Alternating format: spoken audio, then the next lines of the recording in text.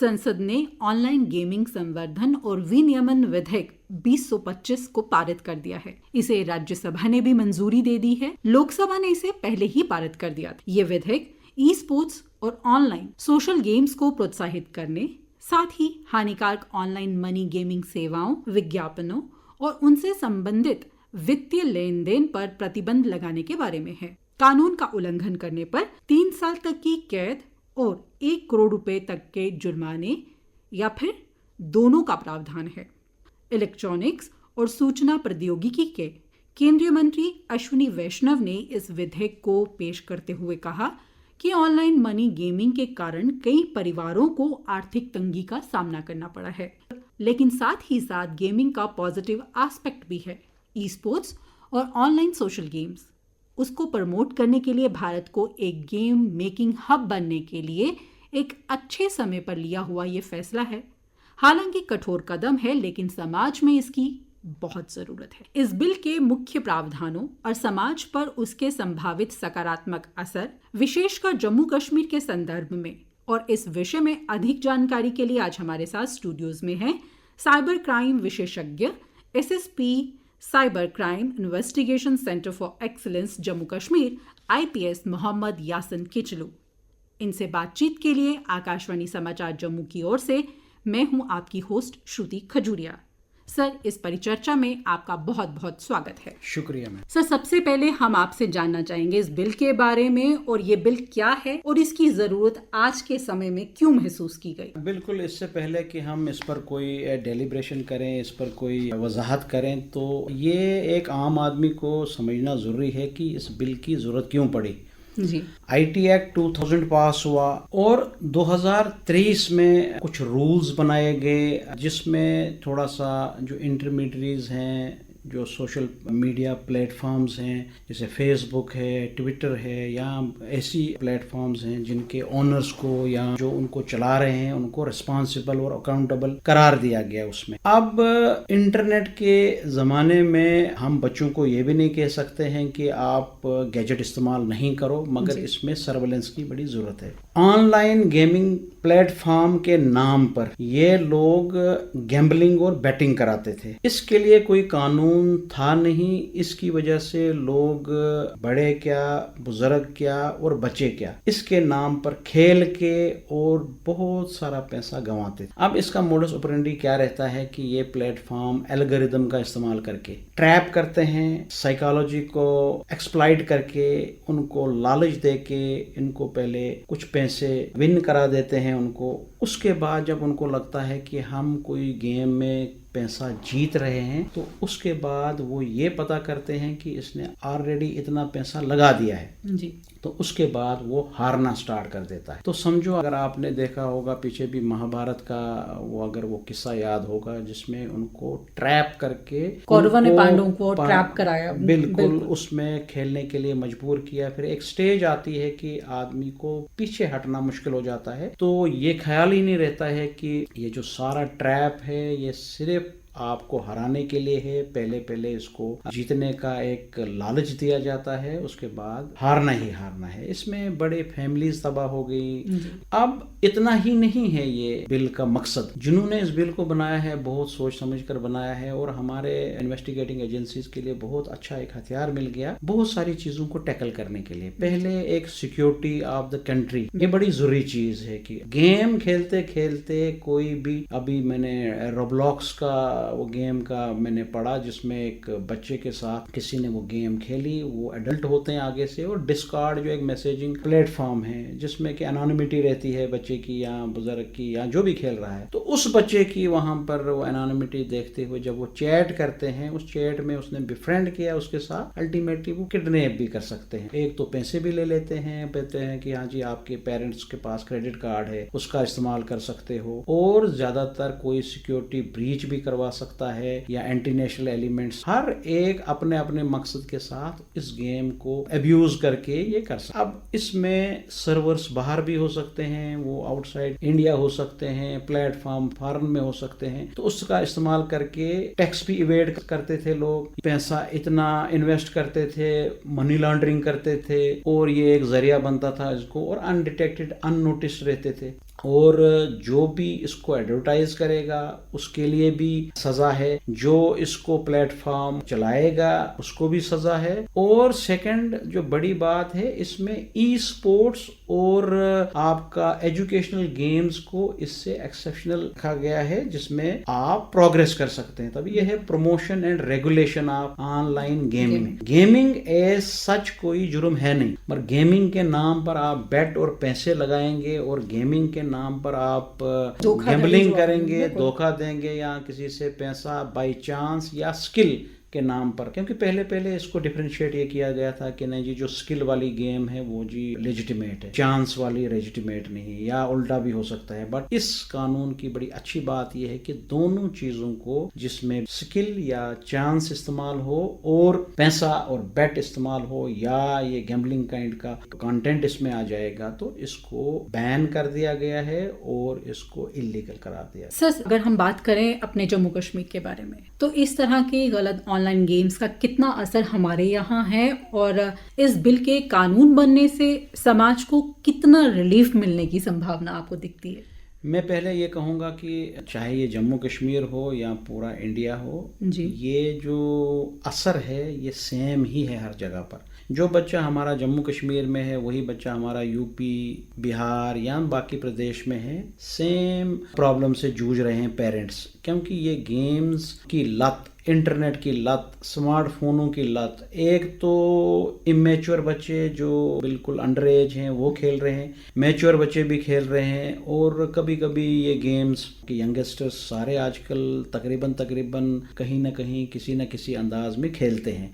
कई जो गैम्बलिंग पर आ जाते हैं पैसों के चक्कर में, आपने बड़ी बार ये देखा होगा ड्रीम 11 में इतने इतने करोड़ों रुपए जीते। अब देखो उनका मोडस ऑपरेंडी क्या है कि अगर J&K में वो एक गेम प्लेटफॉर्म को थोड़ा सा मशहूर भी करेंगे खेलने के लिए, वो 2-4 लोगों को 1 करोड़ रुपया दे देंगे। हाँ, कुछ बच्चों ने हमारे यहाँ पे जिनके नाम आए भी थे कि जीते हैं उन्होंने। इसका सिर्फ ये मसला होता है कि एक एडवर्टीजमेंट और मार्केटिंग का कि देखो जी इन्होंने जीते हैं, ये ठीक है। और कभी कभी एक बड़े सेलिब्रिटी भी इसमें एडवर्टाइज करते हैं, हाँ जी खेलो, हाँ जी ये उनका भी एक इम्पैक्ट रहता है। क्या बात करते हैं, अगर किसी का कोई फैन फॉलोइंग इतनी ज्यादा होगी, वो जो चीज करता है, जो चीज खाता है, जो चीज वो करेगा, तो वो उसको ही फॉलो करेंगे। तो उस सिलसिले में भी एक सोचा गया कानूनदानों ने कि भाई इनकी वजह से भी ये प्रमोशन हो रही है इसको, तो उस वजह से भी एक इम्पैक्ट था। अब देखें साइकोलॉजिकली एक बंदा पैसे भी नहीं हारेगा, सिर्फ 24/7 गेमिंग एप्स पर रहेगा, उसका दिमाग और मेंटल हेल्थ बहुत इफेक्ट हो जाएगी। और जैसे आपने कहा कि WHO ने भी कहा है और साइकोलॉजिस्ट ने भी कहा है कि ये एक साइबर कोकीन है, आपका डोपामिन लेवल उतना ही रिलीज होगा जितना आप कोकीन खा के रिलीज होता है, और एकदम से डिप्रेशन और नोमोफोबिया के भी शिकार होते हैं लोग इससे। जी सर, जम्मू कश्मीर की हम बात कर रहे हैं तो हमारा युवा वर्ग जो है वो एक अरसे से पाक प्रायोजित आतंकवाद से दो चार रहा है, उसका शिकार रहा है। ऐसे में इस दिशा में जो आजकल ऑनलाइन गेमिंग है, इस दिशा में बच्चों को ले जाने वाली ये गेम्स वगैरह, इसमें भी बच्चे हमारे यहाँ से बहुत ज्यादा इन्वॉल्व हो रहे हैं। तो प्रशासन के आगे कितनी बड़ी चुनौती बनती हैं ये सारी चीजें, या इनसे आप कैसे निपटते हैं? देखें, ऑनलाइन प्लेटफॉर्म्स का इस्तेमाल anti national, anti social element कोई भी कर सकता है। आप जिस दिशा में इसको ले जाओगे उस दिशा में ये चलेगा। जैसे आपको मैं साइबर क्राइम या साइबर टेररिज्म की बात करूं तो उसमें यही वाले ऐप्स, यही वाले प्लेटफॉर्म्स का इस्तेमाल होता है। तो इन्वेस्टिगेशन का तरीका प्रोएक्टिव हो तो एक बात है, रिएक्टिव हो तो दूसरी बात है। तो ये डिपेंड करता है कि अगर आपके पास कोई चीज़ आ गई, उसका संज्ञान लेने के लिए इन्वेस्टिगेटिंग एजेंसीज इसमें फोरेंसिक टूल्स का इस्तेमाल करके हम वहाँ तक पहुँच सकते हैं। बट कानून भी होना चाहिए जिसके तहत हम वो सेक्शंस लगा दें, जैसे गैम्बलिंग को अगर, या ऑनलाइन गेमिंग जिसमें सट्टा इस्तेमाल हो, या ऐसे ऐप्स इस्तेमाल हों जिसके ज़रिए आप कम्युनिकेट कर रहे हो एक दूसरे के साथ इनकॉग्निटो मोड में, जिसमें आपकी रजिस्ट्रेशन ही नहीं होती है। देखिए ना, बच्चे आजकल ऑनलाइन गेमिंग के साथ साथ डिस्कॉर्ड पर बात कर रहे हैं। तो लोग व्हाट्सअप छोड़ के, बाकी चीज़ें छोड़ के, जिन प्लेटफॉर्म में आपकी रजिस्ट्रेशन होती है, कानून में वो मदद करते हैं हमारे पास, जैसे जैसे वीपीएन का कोई इस्तेमाल करता है कि वीपीएन दे भी सकता है, कोई इन्फॉर्मेशन नहीं भी दे सकता है विद इन कंट्री, तो वो चीज़ें हैं नहीं। हाँ, कानून इंटरनेशनल लेवल पर भी ये एक फील किया गया हर मुल्क ने कि साइबर क्राइम या ऑनलाइन गेमिंग एक पार्ट, एक एस्पेक्ट है उसका, ये बहुत बढ़ रहा है। इसमें एक कंसर्टेड एफर्ट की ज़रूरत है। जी, तो आतंकवाद की अगर हम बात करें, हमारे यहाँ पे सबसे ज़्यादा जो है काफ़ी सालों से हम लोग वो देखते आ रहे हैं और उसको झेलते आ रहे हैं। जांच से पता चला है कि कुछ गेमिंग प्लेटफॉर्म्स का इस्तेमाल आतंकवादियों को वित्त पोषण के लिए और अवैध संदेश भेजने के लिए किया जाता है, जो राष्ट्र की सुरक्षा के लिए चुनौती बनते हैं। तो देश की सुरक्षा के लिए ये जो चीजें खतरा बनती हैं, इस हवाले से विधेयक से क्या उम्मीद की जानी चाहिए? मैं तो कहूँगा कि इस बिल के पास होने से सिर्फ ऑनलाइन गेमिंग पर ही नहीं असर पड़ेगा। मैं कहता हूँ कि जो कम्युनिकेशन सिस्टम्स हैं, प्लेटफॉर्म्स हैं, जिसमें ऑनलाइन गेमिंग के साथ साथ आप दो चीज़ें आप समझ लो, आप एट ए टाइम दो चीज़ें कर रहे हो। एक तो ऑनलाइन गेमिंग के नाम पर कि अननोटिस्ड रहे, उसके साथ साथ आप कम्युनिकेट भी कर रहे हो जो चीज़ आपने कम्युनिकेट करनी है। तभी मैंने पहले भी बताया anti national, anti social elements इस चीज़ का इस्तेमाल करके अपना जो मैसेज है दूसरे को इनकॉग्निटो मोड में डिलीवर कर देते थे, तो हमें पता भी नहीं चलता था। अगर पता चल भी जाए कि किस कानून के तहत हम उसको अरेस्ट करेंगे या कुछ करेंगे, हम कहेंगे तो ये तो गेमिंग वाली ऐप है, इसमें नहीं है, जाना हुआ है। अब इसमें तो एक परफोर्स तो हमने ये काम करना ही करना है आपकी, अब कानून बन गया है, इसको इन्वोक करके हम इससे और ज्यादा रेमिफिकेशंस तक जा सकते हैं। जो किसी भी anti social, anti national activity में इन्वॉल्व होगा वो हम इसमें इसको कवर कर सकते हैं। सर, अगर कोई आपके पास ऐसा कोई उदाहरण है, कोई एग्जांपल है जैसे कोई किसी केस को इसमें टैकल किया गया हो, उसके बारे में अगर आप हमें बताना चाहें। मैं आपको एक चीज़ बता देता हूँ, यहाँ पर नहीं है, बहुत सारी जगहों पर जब इन्वेस्टिगेशन होती है तो उस इन्वेस्टिगेशन के दौरान जैसे ब्लॉकचेन टेक्नोलॉजी का इस्तेमाल करके या वो एप्स इस्तेमाल करके जिसमें क्रिप्टो करेंसी को उसका ट्रैक किया जाता है, हम जो इन्वेस्टिगेटिंग एजेंसीज हैं उसका इस्तेमाल करके एनोनिमिटी को ब्रेक करके बिल्कुल उस आदमी के पास पहुंच सकता है जिसने इसमें इन्वॉल्वमेंट होगी। ऐसे बड़े सारे केसेस हैं थ्रू आउट इंडिया जहां पर कि इन्वेस्टिगेशन के दौरान, इन्वेस्टिगेशन तो किसी और चीज़ की थी, जब वो ट्रेल देखा गया, वो ट्रेल पाया गया कि वो कहीं एंटी नेशनल या एंटी सोशल एक्टिविटीज़ में वो चीज़ें इन्वॉल्व थी। सर, भारतीय कानून जैसे भारतीय न्याय संहिता 2023 और अब अलग अलग राज्यों के कानून के तहत जुआ और सट्टेबाजी पहले से ही प्रतिबंधित है, लेकिन ऑनलाइन गेम्स का ये जो डोमेन है ये बहुत हद तक अनियमित। विधेयक किस प्रकार से ये सुनिश्चित करता है कि भौतिक और डिजिटल दोनों स्थानों में समान मानक जो हैं वो लागू हों? मैं तो ये कहूँगा कि पहले अंडरस्टैंड करना है हमने कि गेम क्या है, गैम्बलिंग क्या है, ई स्पोर्ट क्या है और एजुकेशनल और सोशल गेम्स क्या है। अब इसमें अंतर तभी पता चलेगा जब आपको थोड़ा सा कंप्यूटर का नॉलेज हो या एल्गोरिदम का थोड़ा सा नॉलेज हो। इसको डिफरेंशिएट करना एक इन्वेस्टिगेटिंग एजेंसीज का भी काम है, पुलिस का भी काम है। पहले उसको डिफरेंशिएट, ये न्यूआंसेस पता होने चाहिए। अब अगर कोई बच्चा एजुकेशनल गेम खेलेगा, अब मुझे पता ही नहीं होगा कि ये इस ज़िम्मे में आता ही नहीं है, तो उसको भी मैं दर्द पहुंचूंगा, वो भी चीज़ गलत है। पहले मुझे अंडरस्टैंड करना है कि ये चीज़ किसके लिए बनाई गई है और इसका मकसद और एम क्या है इस कानून का। तो मैं एक बार फिर रिपीट करूंगा कि डिजिटल जो एसेट्स हमारी हैं या ई वॉलेट्स हैं या हमारे क्रिप्टो करेंसी एक्सचेंजेस हैं या क्रिप्टो करेंसीज का इस्तेमाल किया जाता है लॉन्ड्रिंग के लिए या इन गेम्स को खेलने के लिए या अपने ब्लैक मनी को बचाने के लिए या टैक्स इवेड करने के लिए, ये सारी चीज़ें देखो, आप इसको सिर्फ गेम ना मानो। इस गेम की आड़ में बहुत सारे लोग इंडिया में बहुत सारा कुछ करते थे। पैसे के पीछे लालच, क्यूरियोसिटी, डर, ये 2-3 चीज़ें हैं जिसका एक साइबर क्रिमिनल इस्तेमाल करता है या यही चीज़ें इस्तेमाल करके विक्टिमाइज करता है या ल्योर करता है किसी को खेलने के लिए या इन्वेस्ट करने के लिए। अब आगे पैसा कहाँ जा रहा है, वो गलत काम के लिए चला जाएगा या हमारी कंट्री की सॉवरेनिटी और सिक्योरिटी के खिलाफ चला जाएगा। तो ये कानून जो है ये क्रिप्टो करेंसी पर भी नज़र रखेगा, ये आपके वॉलेट्स पर भी नज़र रखेगा, ये आपके ऑनलाइन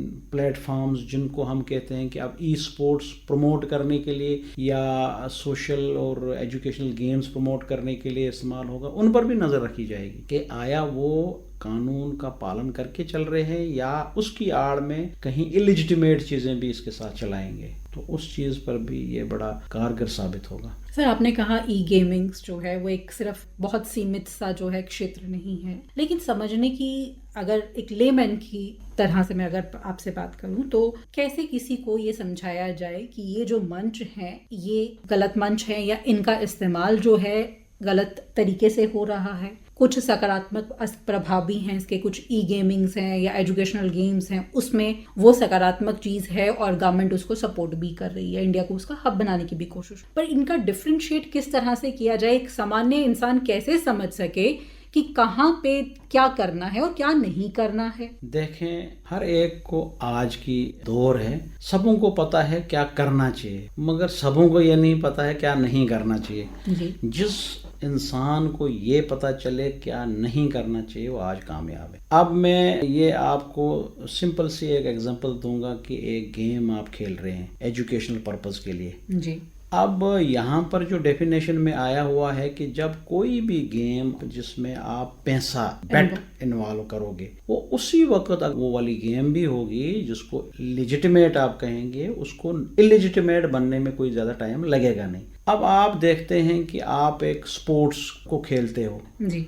दो बंदे कोई गोल्फ खेलने जा रहे हैं जी। अब आप वहां पर भी बैटिंग कर रहे हो। अब गोल्फिंग एक इतना अच्छा गेम है, उसको आप इतना बदनाम कर रहे हो कि दो बंदे जी हर रोज खेलते हैं, अगर जी आपने जीता आप 10,000 रुपए दे देंगे, आप लाख रुपए दे देंगे। अब एक जो मकसद जिसने ये गेम बनाई हो, मैं ऐसे ही बता रहा हूं कि एक अच्छी सी सोच, एक अच्छी सी गेम, अच्छी स्पिरिट वाली गेम एकदम से देखो बैड की तरफ जा रही है, गुड से बैड, बैड से वर्स, वर्स से वर्स्ट जा सकती है। जब आपके बीच बैटिंग, आपके बीच एक गेम को खराब करने वाली वो आपकी मेंटेलिटी आ जाएगी जिसमें उसका पूरा एसेंस ही खत्म हो जाएगा। एक एजुकेशनल गेम, एक ई स्पोर्ट्स वाली गेम को अगर आप कन्वर्ट कर देंगे बैटिंग की तरफ या उसको पैसे की तरफ या कोई involvement of this all thing, तो उसी वक्त उसकी वो पूरी वो जो लेजिटिमेसी वो चेंज हो सकती है। तो वो गेम जिसमें आपको ये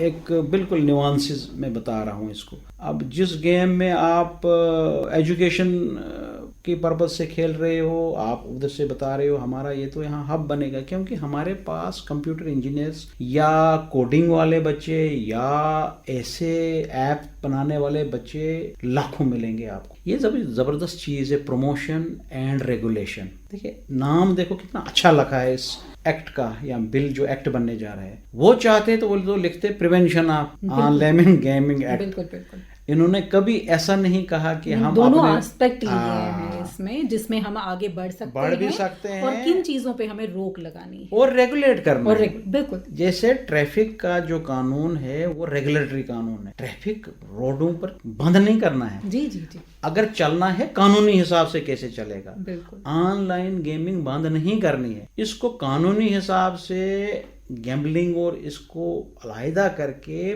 प्योर एक एजुकेशन पर्पस के लिए, स्पोर्ट्स पर्पस के लिए इसको कैसे चलाना है, इसको रेगुलेट किया जाना। तब ये रेगुलेटरी कानून है, ये प्रिवेंटिव कानून नहीं कि बंद ही कर देना गेम, और प्रमोट भी करना है। जैसे आप बता रहे हो कि आगे इंशाल्लाह ये बड़ा हब बनेगा, हमारी दुआएं हैं कि आगे बड़ा चैलेंजेस बहुत हैं, मगर एक चीज मैं कहूंगा कि आने वाले वक्त में इंडिया का बड़ा रोल रहेगा इस, क्योंकि ई स्पोर्ट्स और सुरक्षित ऑनलाइन गेम्स को प्रोत्साहित किया जा रहा है। इससे बच्चे जो हैं, हमारा युवा वर्ग जो है काफी जुड़ा है और उसमें उनके लिए रोजगार के भी कई अवसर हो सकते हैं। तो हम उससे भी डिनाई नहीं कर सकते कि ये रोजगार भी देगा और बच्चों को आगे बढ़ने के मौके देगा, इसीलिए शायद इसका नाम ऐसे रखा गया है। बिल्कुल नहीं, मैं एक चीज और भी कहूंगा, देखिए आज के दौर में अगर आप ये बिल्कुल स्टीरियोटिपिकल टीचिंग करेंगे, वो भी थोड़ा सा हाइब्रिड मोड में करने की जरूरत है, क्योंकि बच्चे को भी, अगर छोटा बच्चा है उसको भी आप कंप्यूटर के साथ उसको ऑलरेडी आपने इंट्रोड्यूस किया है, तो वो भी चाहता है कि ये कंप्यूटर की एज में कंप्यूटर का ही इस्तेमाल करके एजुकेशनल जो पर्पस है हमारा वो सॉल्व हो। फॉर एग्जांपल हर एक बच्चे को क्लास में दिया जाता है गैजेट और आगे से स्क्रीन रखा जाता है और उनको प्रॉब्लम दी जाती है, उसमें ये देखा जाता है कौन जल्दी उस मल्टीपल चॉइस क्वेश्चन में एजुकेशन पर्पस के हिसाब से आंसर कर लेगा। एक तो उनका वो दिमाग भी अच्छा बन जाएगा, उसमें थोड़ा सा क्विकनेस आ जाएगी, क्योंकि आज साल वो सारे क्वेश्चन करते हैं, मगर अब मसला ये सबसे शॉर्टेस्ट और फास्टेस्ट पीरियड में कौन सॉल्व करेगा। अब इसकी भी ट्रेनिंग है। अब आपने अपने दिमाग को ये सोचना है कि हमारा मुकाबला अमेरिका के साथ है, हमारे बच्चे का मुकाबला चाइना के बच्चे के साथ है, तो उस पर आने के लिए थोड़ा बहुत हमें भी ये सोचना है कि प्रमोशन, तभी तो एक्ट का नाम है, और रेगुलेटरी तो है ही। एक मैसेज भी फॉरेन लोगों के लिए जाएगा कि भाई अब हम इंडिया को एज ए मार्केट इस्तेमाल नहीं करेंगे इसके लिए। जैसे डिस्कार्ड का हर मुल्क में सर्वर है, इंडिया ही में पता नहीं कितने लोग उसका इस्तेमाल कर रहे हैं। तो जब डिस्कार्ड को भी एक मैसेज चला गया कि भाई अगर इसका प्लेटफॉर्म को इस्तेमाल किया जाएगा, एक तो इसमें इम्प्रिजनमेंट भी है और करोड़ रुपया फाइन भी है, और अगर रिपीट करेगा इसमें कोई यही एक्ट, उसका फाइन डबल हो जाएगा। बिल्कुल बिल्कुल सर, जैसे हम पहले भी बात कर रहे थे कि ऑनलाइन गेमिंग सेक्टर में कुछ सालों से बहुत ज़्यादा बूम देखा गया है, बहुत तेज़ी से ये बढ़ा है और अब डिजिटल अर्थव्यवस्था का ये एक प्रमुख घटक भी बन चुका है। वहीं विश्व सेहत संगठन ने गेमिंग डिसऑर्डर को अपने इंटरनेशनल क्लासिफिकेशन ऑफ डिजीज में स्वास्थ्य की स्थिति के रूप में वर्गीकृत भी किया है। तो ऐसे में ये संभावित कानून कैसे तालमेल बिठाते हुए सेक्टर को पॉजिटिवली आगे बढ़ाएगा? देखिए, मैं आपको ये बता दूं, हम as a citizen of India सारा कुछ डालते हैं गवर्नमेंट पर ही जी। गवर्नमेंट तो हमारे घरों में तो आएगी नहीं, तो सीधे एक बात है, हमें एज ए रिस्पॉन्सिबल सिटीजन अगर हमारी गवर्नमेंट ने कोई कानून बनाया है उसको कोऑपरेट करें। अब देखें, इसी जो आप बता रहे हैं कि सेहत का WHO ने जो कहा है, WHO ने बोला असर पड़ेगा। अब गवर्नमेंट प्रमोट कर रही है ई स्पोर्ट्स और जो एजुकेशन गेम्स। इसका कतई ये मतलब नहीं है कि आप पॉजिटिव वाली गेम्स भी खेलेंगे और स्क्रीन टाइम घंटों रहेगा, कोई 10 घंटे खेलेगा, कोई 5 घंटे खेलेगा। अब स्क्रीन टाइम से चाहे आप पॉजिटिव चीज देखें या नेगेटिव चीज देखें, इफेक्ट तो सेम रहेगा। जो आपका नोमोफोबिया है, जो आपका डिप्रेशन बाद में जाएगा, क्योंकि एकदम से फिर वो डोपामिन एकदम से फॉल करता है, एकदम से चढ़ जाता है, एकदम से फॉल करता है, तो आपका मूड डिसऑर्डर्स हो जाएंगे, आपके टेंट्रम्स बदल जाते हैं बच्चों के। तो आपने एज ए पेरेंट, चीज है जो बच्चों में आजकल देखने को मिलती है, मगर इसको भी मैनेज किया जा सकता है। पेरेंट्स को पहले खुद समझना है कि आपने कैसे मैनेज करना है अपने बच्चों को विजा वी यूर गैजेट्स। अब आप 24 घंटे उसके हाथ में गैजेट ही देंगे तो वो तो पढ़ ही नहीं रहा है। एक तो विजन की भी प्रॉब्लम हो जाएगी, उसको मेंटल हेल्थ की भी प्रॉब्लम हो जाएगी, तीसरा उसका ओवरऑल जो ग्रोथ एंड डेवलपमेंट है एज ए पेरेंट आप देखोगे वो बिगड़ जाएगा। जो चीज़ आज हुई है तो कल को वो डिफरेंट तरीके से आपको रिस्पॉन्ड करेगा। तो एज ए पेरेंट आपने ये चीज़ देखनी है कि आप कैसे मैनेज अपने बच्चे को करोगे विज़ावी गैजेट्स। तो मैं तो कहूँगा कि WHO के अलावा हमें एक अपनी जगह पर, हमें जो डायरेक्शन मिली है DG साहब की तरफ से, वो ये भी मिली है कि आप अपनी जगह पर एक काउंसलिंग का भी एक सेशन स्टार्ट कर दो कि अगर कोई पीड़ित कोई बंदा आ जाता है तो उसके साथ एक कैसे डील करना है, एम्पैथी बड़ी जरूरी चीज़ है। अब एक बंदा जैसे ड्रग्स की तरफ जाता है, ये ड्रग्स और इस स्मार्ट गैजेट्स के साथ जो विक्टिम होता है उसका सेम हालात है मेंटल हेल्थ के हिसाब से। एक लत है जो बच्चों को लग जाती है या किसी और को। मैं कह रहा हूँ, हम बच्चे क्यों बोल रहे हैं, मैं कहता हूँ आज फोन नहीं है, आप बुजुर्ग से लेकर बच्चे से लेकर हर एक को ये लत लगी है। अब हम डिनाइल मोड में है कि नहीं जी हमें नहीं है। आप बोल रहे हैं, कितनी बार आपके हाथ में मोबाइल है और आपका वो चार्जिंग पर है, तो कितनी बार आप देखते जाते हैं कि जल्दी मेरे हाथ में आ जाए। देखिए, नोमोफोबिया जो है इस वक्त हर एक को है, बच्चे से लेकर बुजुर्ग तक है। तो हमें खुद एक इसके लिए टर्म है techno camping and cyber fasting, ये करने की ज़रूरत है। थोड़ा अपना गैजेट को दूर रखें, खाने के वक्त भी हाथ में रखते हैं। मैंने कुछ माएँ देखी जो 6-7 महीने वाले बच्चे को जो दूध पी रहा है उसको आगे से रखा हुआ है, ये 1 साल 2 साल वाले बच्चे को खाना खा रहा है, खाना खा ही नहीं रहा है जब तक ना उसको वो यूट्यूब नहीं लगी होगी। तो देखे कहीं ना कहीं वो शायद उनका वो बन जाता है वैसा वाला कि गेम ऑन होगा या सिस्टम ऑन होगा तो वो खाना। देखिए, मैं इसमें थोड़ा सा ये कहूँगा, ऐड करूँगा कि वो माँ बाप की गलती है, वो अपना आराम छोड़ने के लिए तैयार नहीं आते हैं यार। देखे ना, अब आप सोचते हो कि मेरा बच्चे को दूसरा पाले, वो एज ए माँ तो पाल नहीं सकती, एज ए बाप पालेगा नहीं। आप ये माने कि मेरा आराम में खलल हो जाए। आपने भी खुद देखा होगा कि आपकी माँ ने कितने सेक्रीफाइसेस करके, कितने बच्चों को करके being a parent I can parent understand आप दैट। नहीं, आज की देखो ना, अब आज की जनरेशन भी थोड़ा सा और हमारी माओं की जनरेशन, इसमें जमीन बहुत आसमान फर्क difference है। था। आप हर चीज को पैसे से फैसिलिटेट करना चाहते हैं। हम जैसे लोग फैसिलिटेट करेंगे, बच्चे को कोई चीज है हम आया दे देंगे, हाँ जी वो करेगा, खिलौने दूसरे टाइप के देंगे वो करेगा। जब नींद हमें करनी होगी और वो बेचारा खेलना चाहता है, हम उसको मोबाइल लगा के देंगे या टीवी लगा देंगे। फिर हम कैसे उसको रिस्पॉन्सिबल उसको करेंगे कल को, जब वो वही बच्चा एक हमारा फ्यूचर बनेगा इंडिया का, हम बोलेंगे नहीं जी इसको लत लग गई। तो मैं तो कहूँगा पहले पेरेंट्स को ये सीखना है, ये चीज़ गेमिंग का कैसे इसको रोका जाए, तो फिर हमें बच्चों पर सर्वेलेंस और मॉनिटरिंग की जरूरत है। सर, सबसे आखिर में, जम्मू कश्मीर में साइबर सिक्योरिटी के प्रशासनिक पद पर होते हुए एक साइबर सुरक्षा विशेषज्ञ की हैसियत से आप बच्चों और उनके अभिभावकों को क्या संदेश देना चाहेंगे? मैं तो कहूँगा, तो अभी तक मुझे लगता है हर क्वेश्चन में मेरा संदेश ही था छुपा हुआ, मगर फिर भी मैं रिपीट करूँगा इस चीज़ को कि एक एज ए पेरेंट आप लोगों ने बच्चे को बचपन से ही आदत डालनी है किताब पढ़ने की। जब हम खुद उसके सामने किताब पढ़ेंगे, मोबाइल कम इस्तेमाल करेंगे, वो सीखेगा उसी हिसाब से। जब वो बड़ा हो जाएगा तो उसको एजुकेशनल पर्पज़ के लिए कितने घंटे ज़रूरत है इंटरनेट और कितने घंटे ज़रूरत है ये चीज़, और कब तक और किस एज तक इसको इंस्टाग्राम नहीं खोलना है, फेसबुक नहीं देना है, नहीं खोले तो अच्छा है। तो जितना कम इंटरनेट पर रहेगा और अगर रहेगा भी वो एजुकेशन पर्पस पर रहेगा, वो पेरेंट का कितना कंट्रोल है बच्चे पर और उसने कैसे अपने आप को अविज़ावी अपने बच्चों को कंडक्ट, वो जो उनके दरमियान जो रिश्ता है वो कैसा रहा है, वो डिसाइड करेगा। आप एकदम से 15 साल के बाद बच्चा जब मैच्योरिटी की तरफ आ जाएगा तो उस वक्त आप डिसिप्लिन की बात करेंगे, और तो वो तो एक स्वाभाविक है कि वो मानेगा नहीं। तो बचपन से ही हम कहेंगे कि इसको थोड़ा सा ध्यान रखा जाए। ऐसा नहीं है कि हम बच्चों को इंटरनेट से दूर रखेंगे, इंडिया डिजिटल हो चुका है, हमें इसको एक जुडिशियस यूज़ से बच्चे ये ऐप्स या जो भी ऑनलाइन गेमिंग या ई स्पोर्ट्स का कंसेप्ट देना है। और ऐसा नहीं है कि हमारे बच्चे नहीं समझेंगे, वो समझते भी हैं। हमारे पास एग्जांपल्स हैं जिन्होंने बड़े ऑप्टिमम और जुडिशियस यूज़ से इंटरनेट का इस्तेमाल किया है, वो आज बड़ी अच्छी जगहों पर भी हैं। तो इसके साथ में ये कहूँगा कि बाकी डूज डोंट्स साइबर की तरफ से आपको आते रहते हैं। ये तो बात रही ऑनलाइन गेमिंग की।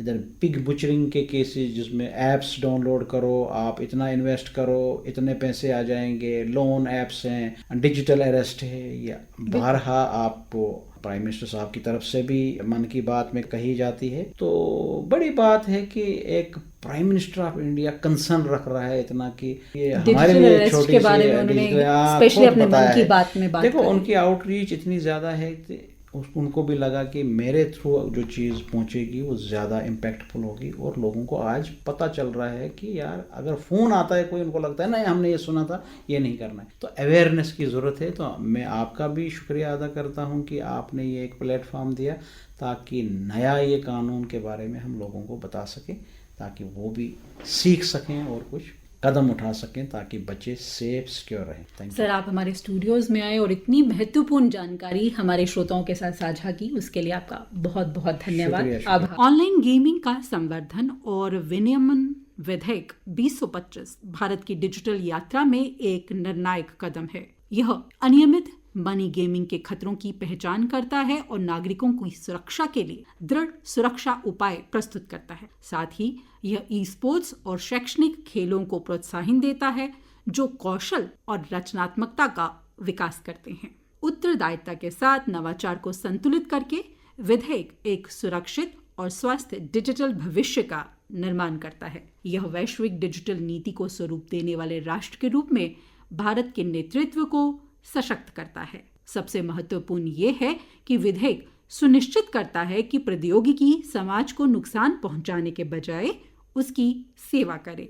इस चर्चा में आज हमारे साथ थे SSP CICE Jammu MY Kitchlew. Sir, आपने इस विषय में इतनी महत्वपूर्ण जानकारियां हमारे साथ साझा की।